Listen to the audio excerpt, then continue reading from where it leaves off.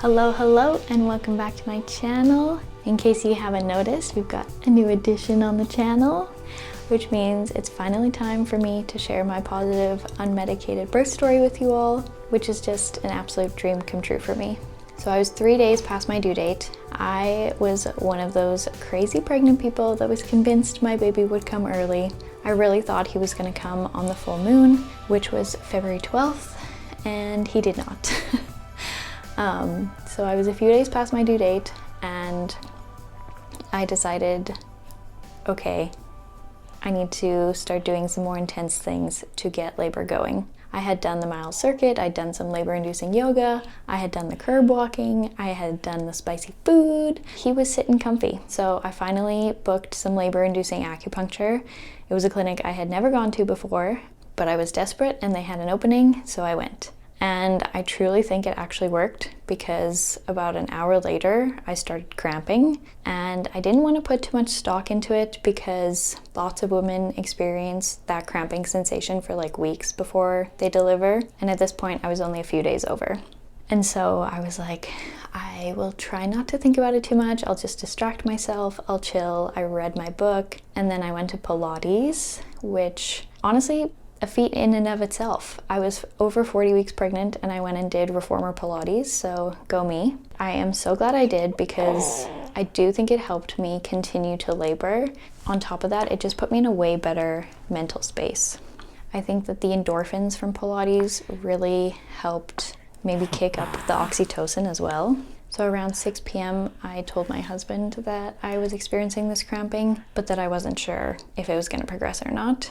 Between 8 and 11 p.m. the cramps definitely started worsening, and I naturally started using the labor birth ball exercise ball in the living room. I just sort of started swaying on it and leaning on it. I was hopeful, but I knew that it potentially could go away. Around 11 p.m.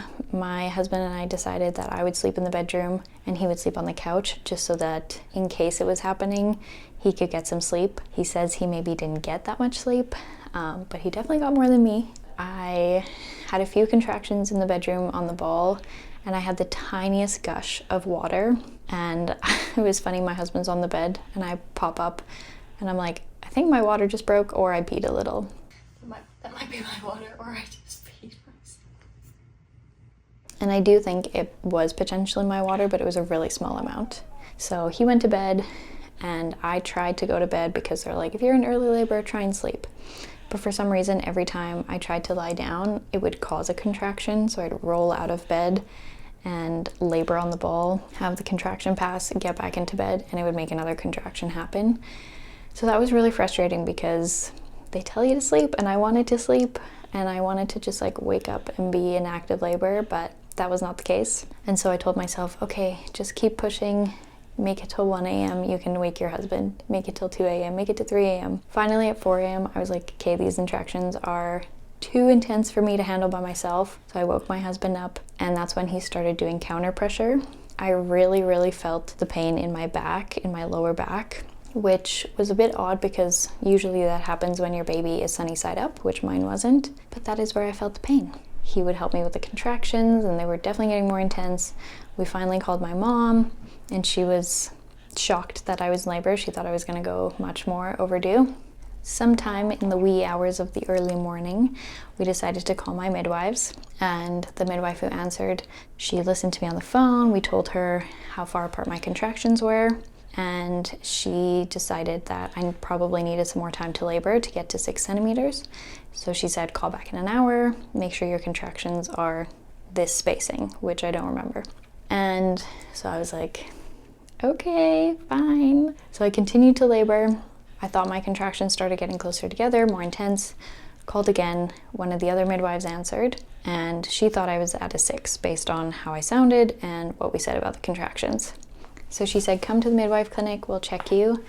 If you are 6 centimeters, if you're in active labor, we can move upstairs to the birthing center, which is where I decided to give birth.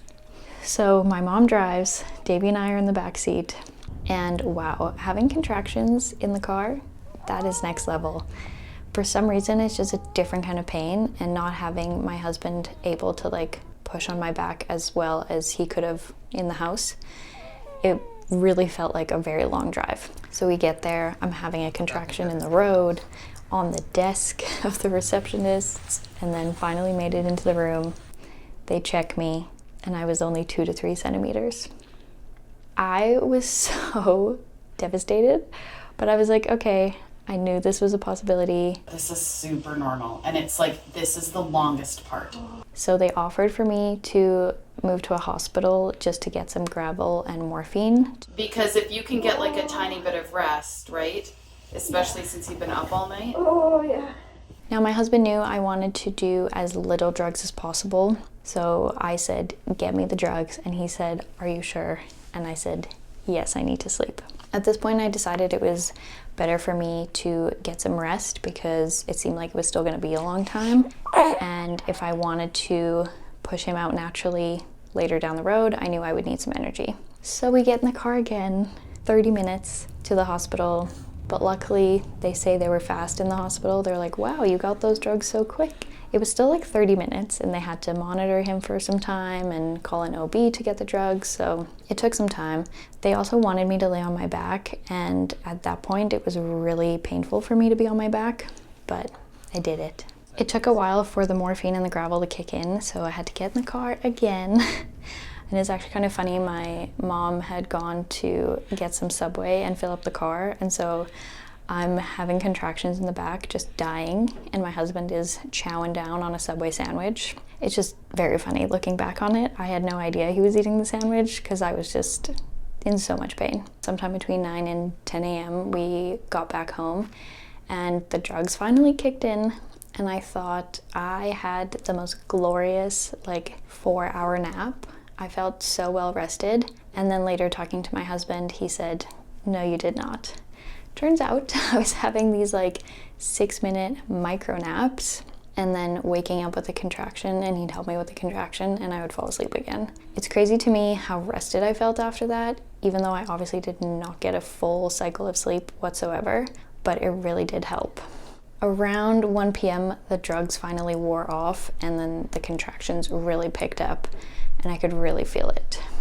My husband says that I was basically in a trance. I stopped speaking and was just nodding and shaking my head. We were timing the contractions again. They were definitely getting closer together and definitely felt more intense. However, the mistake we made earlier in the morning was that I would have a random contraction that would last an exceptionally long time. And when that happens, I guess you have to restart the hour of timing that they're looking for to say that you're in active labor.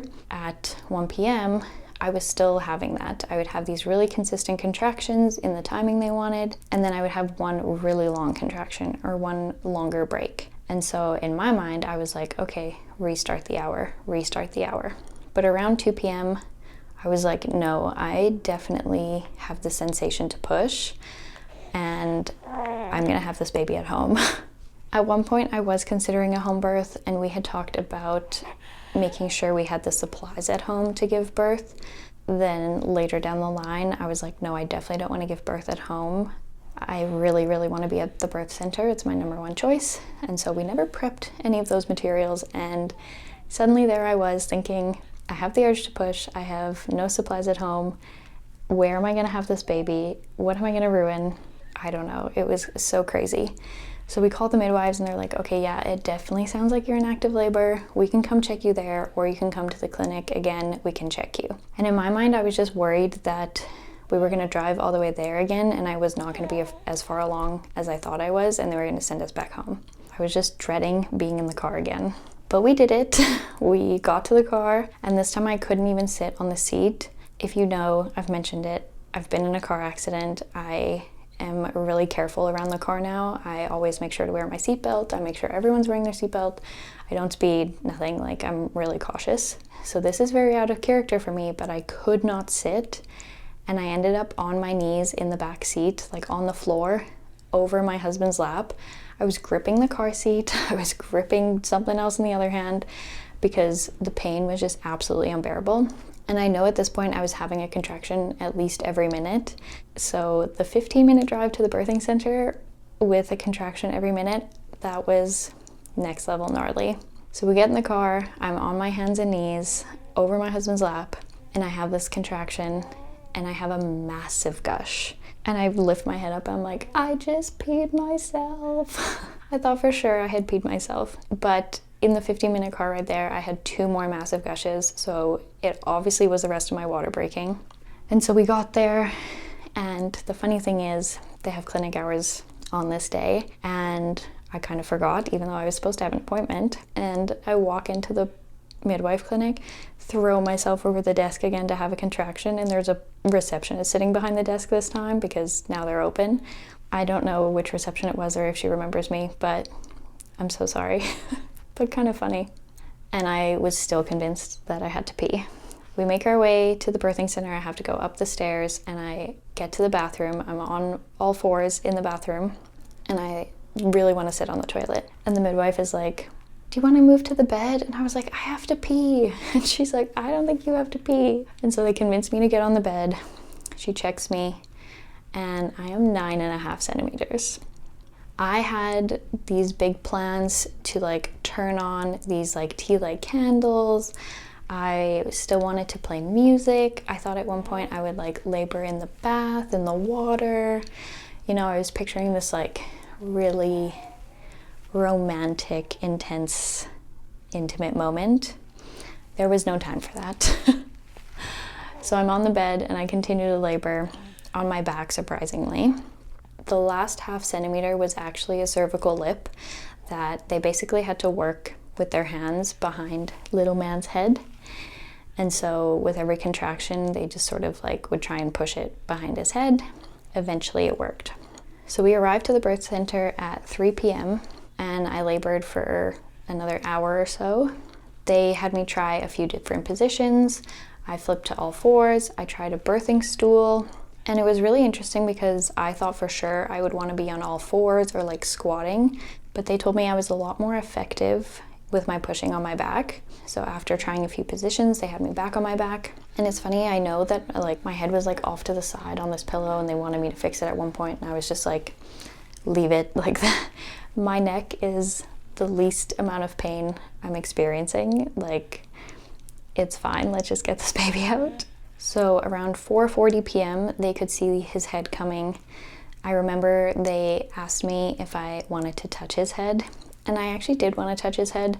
However, I was nervous that by me feeling his head, I would lose steam. Like, I would think I was further along than I was, or that I would get like too excited or too nervous to push him out. And so I just sort of like needed that layer of not like dissociation, but like separation, so that I could focus on the sensation rather than like my perceived reality if I felt his head.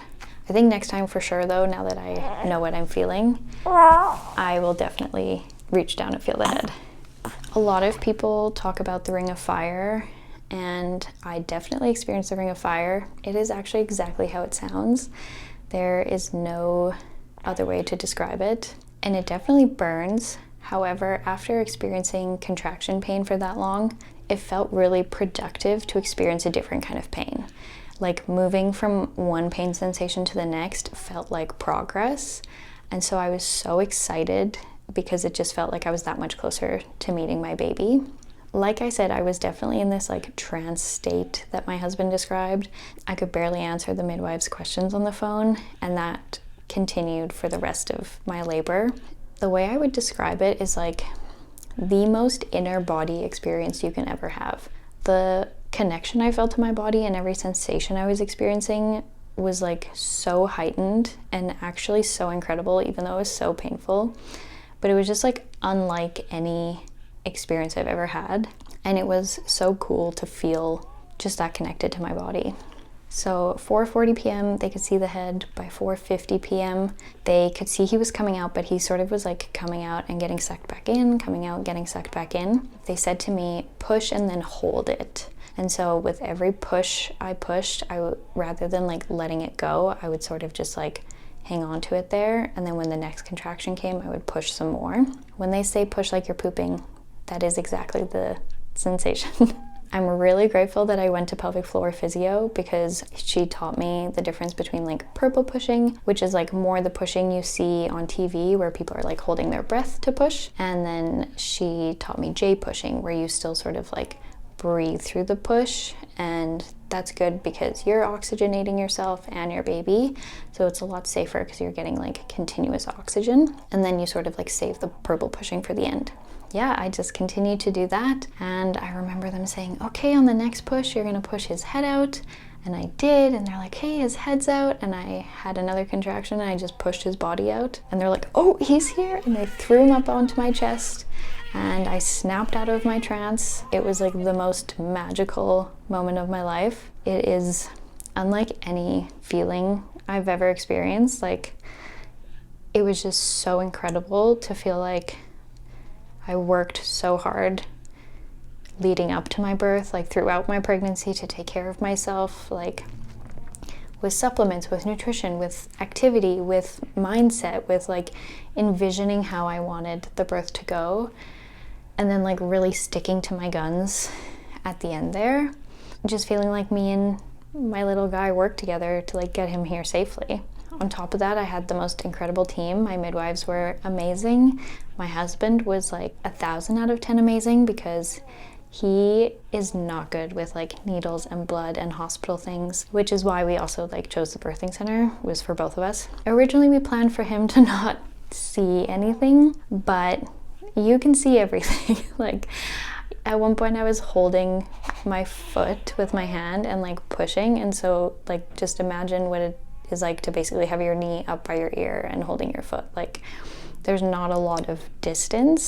So my husband saw everything, and he was there by my side the whole time, encouraging me the whole time.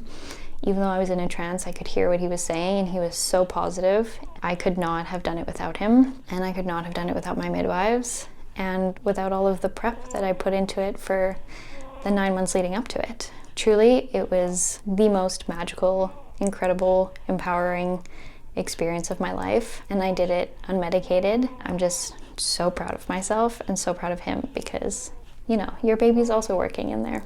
And little man came out at 5:15 p.m. They threw him on my chest, and let me tell you, I definitely felt that little body wiggle out. It was like a slippery little eel once the head was out. But they threw him on my chest. It really felt like throwing. And they started drying him, and he just was perfect. His eyes were open, he started screaming, and he had a great set of lungs, and it was just the most magical moment of my life. And we were together as a family. We did the delayed cord clamping, and so he was still attached to the cord for I think 10 or 15 minutes. I got the Pitocin shot to birth my placenta. The placenta came out, and it was like really cool to see. They gave me a little tour, and they did show me that it was like calcifying a little bit, which makes sense because I was past my due date. We did skin to skin. My husband got some skin to skin. It was just truly the most magical experience of my life, and it was all worth it. 2 weeks later, I was thinking about it, and I was like, you know what, I could do it again. It definitely is painful, but it's not like the movies.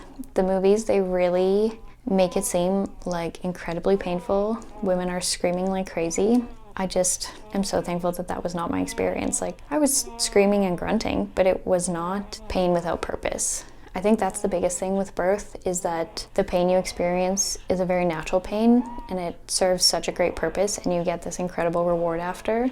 And so all of the hormones you're flooded with after makes it all worth it. 10 out of 10 would do again. Probably a good thing I didn't start having babies when I was in my early 20s, because being pregnant was the best experience of my life. Giving birth was the best experience of my life. I would definitely do it again. He's only 4 weeks old, so that's saying a lot. Anyway, that is my positive, unmedicated birth story, and it was all worth it to meet my little guy. This is Ziggy Valentine. Take this as your sign to choose the birth that's right for you. And if you are unsure if you can go unmedicated, I'm here to tell you that you 100% can. Women are just incredible. We're not to be messed with, because it's pretty incredible bringing life into this world. Thanks for watching, and I hope you stay tuned for more motherhood content. And and I hope I can inspire you and have fun with you guys in motherhood. So like and subscribe. Bye. Can you hear his little snore? Oh, he's so cute.